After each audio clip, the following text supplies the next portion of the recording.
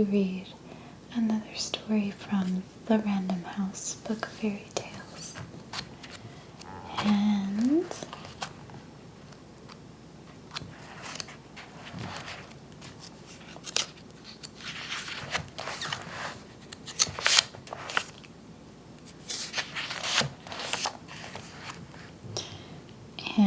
today's story is Hansel and Gretel by the Brothers Grimm. At the edge of a large forest, there once lived a woodcutter with his wife and 2 children. The boy was called Hansel and the girl Gretel. They were always very poor and had little to live on. But at last, a terrible famine came to the land, and the woodcutter could not even provide food for his family. One night, he lay awake in bed, worrying over his troubles. "What is to become of us?" he said to his wife. "How can we feed our poor children when we have nothing for ourselves?" "I'll tell you what," she answered. "Tomorrow morning we will take the children out to the thickest part of the forest. We will light a fire and give them each a piece of bread. Then we will go about our work and leave them there. They won't be able to find their way home, and so we shall be rid of them." "No, I could never find it in my heart to leave my children alone in the forest," said the woodcutter. "The wild animals will soon come and tear them to pieces." "What a fool you are," the woman said. "Then we must all 4 die of hunger. You might just as well plane the boards for our coffins at once." And she gave him no peace until he consented. But the 2 children had not been able to sleep for hunger, and so they heard what their stepmother had said. Gretel wept bitterly. "All is over for us now." "Be quiet, Gretel," said Hansel. "Don't cry. I'll find a way to save us." When the woodcutter and his wife were asleep, Hansel got up, put on his jacket, and slipped out the door. The moon was shining brightly, and the white pebbles around the house gleamed like silver coins. Hansel stooped down and gathered as many pebbles as his pockets would hold.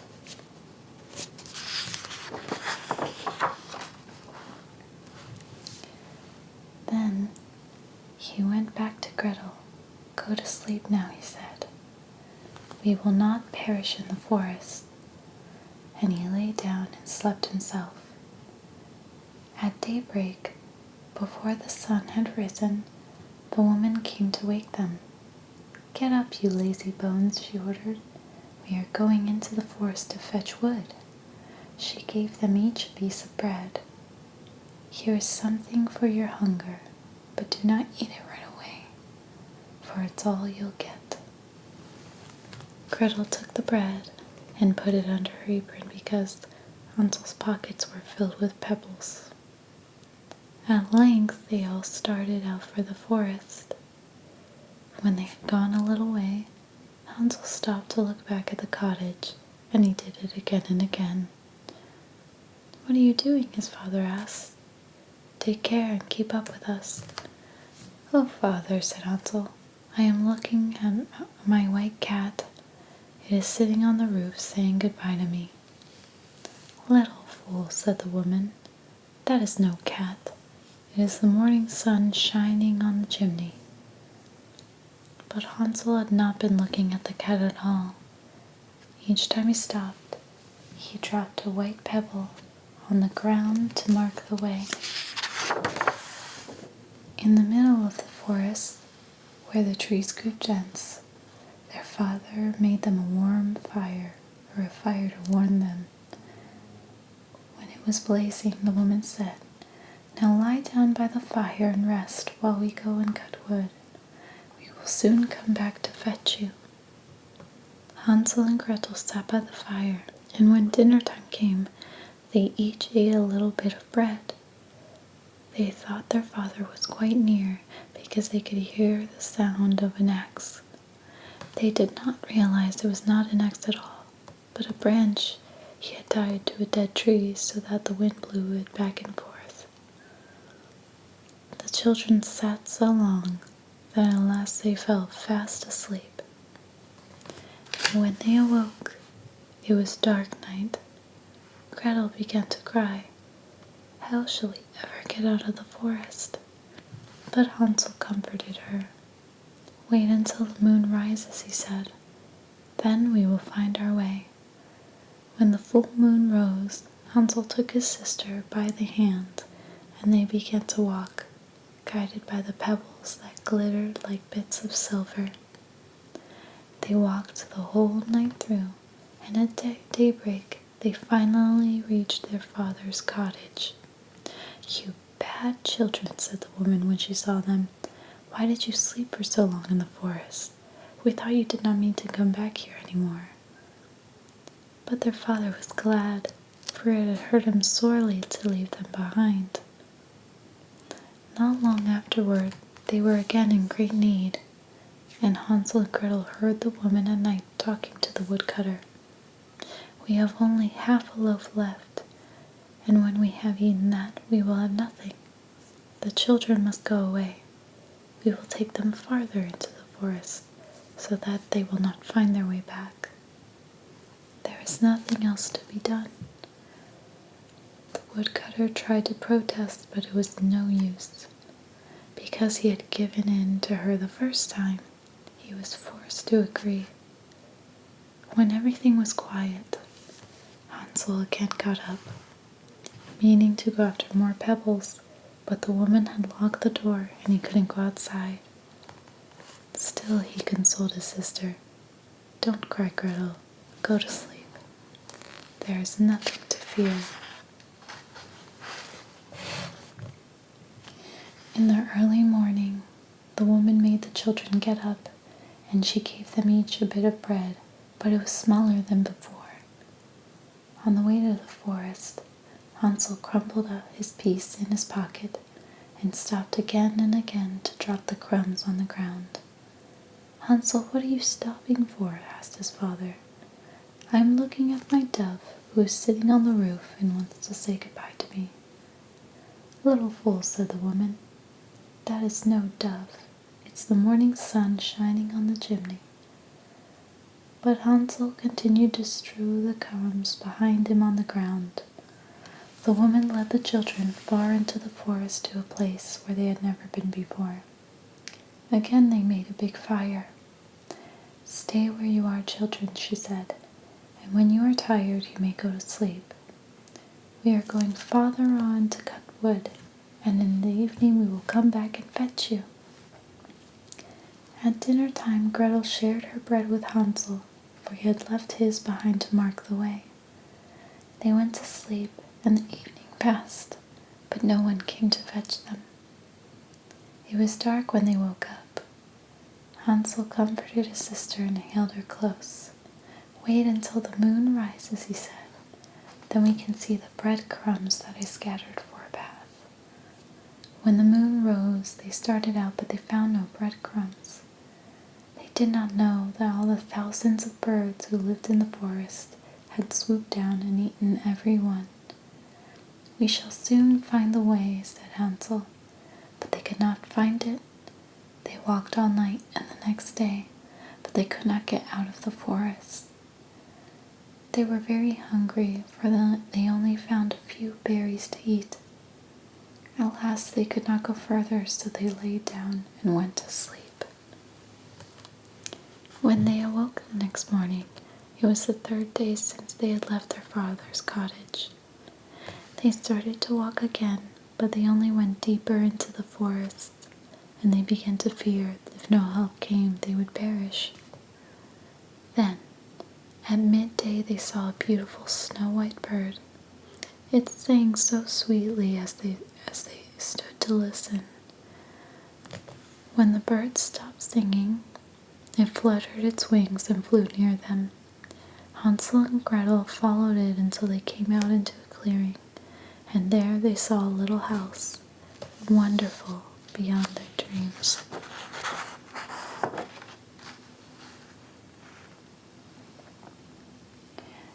The house was made entirely of cake, and it was roofed with icing. The windows were transparent sugar. The children were so hungry that they did not hesitate at all. Hansel stretched up and broke off a piece of the roof, and Gretel went to the window and began to nibble at that. Then a gentle voice called out to them, "Nibbling, nibbling like a mouse, who's that nibbling at my house?" The children answered, "Just the winds that blow from the sky to the earth below." All at once the door opened and an old, old woman hobbled out, holding tightly to a cane. Hansel and Gretel were so frightened that the food they were eating fell from their hands. But the old woman only shook her head. "Ah, dear children," she said, "come in and stay with me. You will come to no harm." She took them by their hands and led them into the little house. A fine dinner was set before them, pancakes and sugar, milk, apples and nuts. After they had eaten, she took them to 2 small white beds.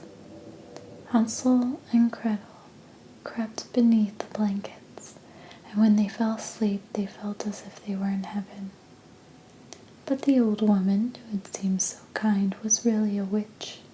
She had built the house of cake especially to lure children to her. Witches have red eyes and can't see very far, but their sense of smell is as keen as an animal's, and they know when human beings come close. The witch liked children best of all. Whenever she snared one, she cooked it and ate it and considered it a grand feast. As soon as Hansel and Gretel were asleep, she laughed wickedly. "Now I have them," she said. "They shan't escape me." Early in the morning, before the children awoke, she went again to look at them in their beds. "They will be tasty morsels," she murmured, gazing at their rosy cheeks. She seized Hansel with her bony hand and carried him off to a little stable, where she shut him up and barred the door. Though he shrieked at the top of his lungs, she took no notice of him. Then she went to Gretel and shook her awake. "Get up, you lazy bones. Fetch some water and cook something nice for your brother. He is in the stable and has to be fattened. When he is nice and fat, I will eat him." Gretel began to cry bitterly, but it was no use. She had to obey the witch's orders. The best food was to be cooked now for Hansel, but Gretel had only the shells of crayfish to eat. Every morning the old witch hobbled to the stable and ordered Hansel to hold out his finger so that she could feel how fat he was. But Hansel held out only a knuckle. The witch's eyes were dim, and she thought the bony knuckle was Hansel's finger and wondered why he did not get any fatter. When 4 weeks had passed, she became very impatient and would wait no longer. "Now then, Gretel," she said, "hurry along and fetch the water. Fat or thin, tomorrow I will kill Hansel and eat him." How Gretel grieved. As she carried the water, the tears streamed down her cheeks. "Oh, if only the wild animals in the forest had devoured us," she cried. "At least we would have died together." "Stop your weeping. It would do you no good," said the witch.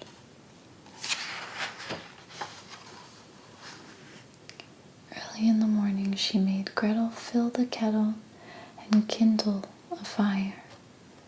"We will bake first," she said. "I have heated the oven and kneaded the dough. Creep in and see if the fire is blazing high enough now." And she pushed Gretel toward the oven. The witch meant to shut the door and toast her once she was inside, but Gretel saw what she had in mind. I don't know how to get in, she said. How am I to manage it? Stupid goose, said the witch, rising up to the oven. The opening is big enough. See, I can fit in myself. Quickly, Gretel gave the witch a push that sent her headlong into the flames, and then she banged the door and bolted it tight. The witch howled horribly, but Gretel ran away and left her there to perish. She ran to the stable as fast as she could and opened the door. Hansel, Hansel, she cried, we are saved. The old witch is dead. Hansel rushed out like a bird from a cage when the door was opened. They fell upon each other and kissed each other and danced around with joy. There was nothing more to fear, and so they went to the witch's house. In every corner they found chests full of pearls and precious jewels. Hansel filled his pockets, and Gretel filled her apron, and then they hurried away out of the clearing. Before they had gone far, they came to a great body of water. We can't get across it, said Hansel. I see no path and no bridge. Look there, Gretel told him. A duck is swimming, and it will help us over if we ask it. Then she sang, Little duck that cries quack quack, Hansel and Gretel are waiting here. Please carry us upon your back, for no path or bridge is near. The duck came right up to them. Then it carried Hansel and Gretel across the water, one by one. As they walked through the forest on the other shore, the trees and hills became more and more familiar to them. At last they saw their father's house in the distance. Hansel and Gretel rushed inside and threw their arms around their father's neck. The poor man had not a single moment of peace or pleasure since he had deserted his children in the forest, and while they were gone, his wife had died. Gretel shook her apron and scattered the pearls and jewels all over the floor. Hansel had a handful after handful out of his pockets. From that time, all their troubles were ended, and they lived together in great happiness.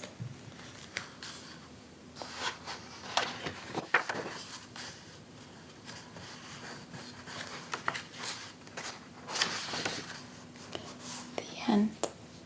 I just wanted to take a moment and talk real quickly about this amazing illustration. I love seeing food, illustrations of food, and I just love food. So this is such a great illustration for me. It looks so yummy, makes you want to eat the house, or makes you want to make a gingerbread house and then eat that. But I absolutely love the color scheme, and Hansel and Gretel just going bananas over this amazing looking house. I'm guessing that Hansel and Gretel is really about stranger danger and also kind of using your wit to get out of a stranger danger situation, sort of how Gretel pretended to play dumb with the witch and then pushed her in the oven. So, yeah, good lessons to learn from fairy tales. But anyway,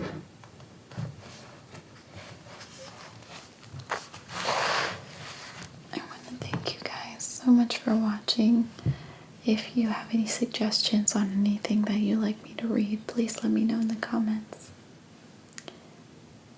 I hope this video helped you relieve some stress, and I hope that it helped you fall asleep. Thank you so much for watching.